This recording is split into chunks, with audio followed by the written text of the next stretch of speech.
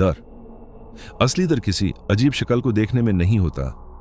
असली डर तब होता है जब आपको पूरा यकीन हो कि आप एक कमरे में बिल्कुल अकेले हैं, दरवाजा अंदर से लॉक हो और फिर अंधेरे में आपके बिल्कुल करीब किसी के सांस लेने की आवाज आए।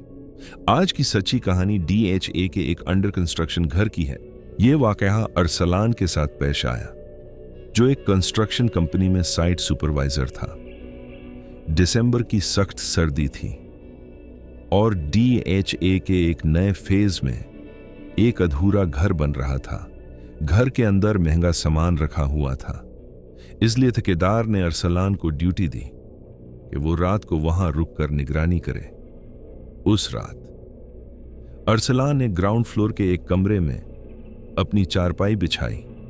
फर्श पर कच्ची मिट्टी और सीमेंट का डस्ट था और खिड़कियों पर सिर्फ प्लास्टिक शीट्स लगी हुई थी, जो हवा के साथ हल्की सी आवाज कर रही थी। सोने से पहले उसने कमरे का दरवाजा अंदर से बंद किया और कुंडी लगा दी। फिर फ्लैशलाइट तकिए के नीचे रखी और सो गया। रात के तकरीबन 3 बजे अरसलान की आंख खुल गई। कमरा इतना खामोश था कि उसे अपने दिल की धड़कन तक सुनाई दे रही थी।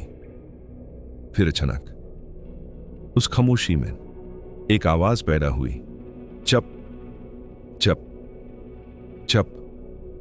यह किसी के नंगे पांव चलने की आवाज थी और सबसे खौफनाक बात, यह आवाज बाहर से नहीं, उसी कमरे के अंदर से आ रही थी। अरसलान का जिस्म बिल्कुल सुन्न हो गया। वो हिल भी नहीं पा रहा था। कदम धीरे धीरे उसकी चरपाई के करीब आ रहे थे और फिर वो उसके सर के बिल्कुल करीब आकर रुक गए।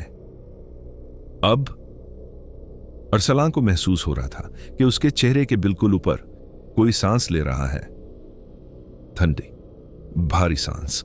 उसने आंखें जोर से बंद कर ली। उसका जिस्म डर से कांप रहा था। अचानक उसने हिम्मत की और तकिए के नीचे से फ्लैशलाइट निकाली और फौरन ऑन कर दी। कमरा बिल्कुल खाली था। दरवाजा अब भी अंदर से लॉक था। अरसलान ने गहरी सांस ली और खुद को तसल्ली दी कि शायद यह सिर्फ उसका वहम था। लेकिन जैसे ही उसकी फ्लैशलाइट की रोशनी जमीन पर पड़ी, उसके पांव तले से जमीन निकल गई। जमीन पर नंगे पांवों के कीचड़ से भरे निशान मौजूद थे। वो निशान दरवाजे से शुरू होकर सीधा उसकी चरपाई तक आ रहे थे और बिल्कुल उसके तकिए के पास रुक गए थे, लेकिन वापस जाने के कोई निशान नहीं थे।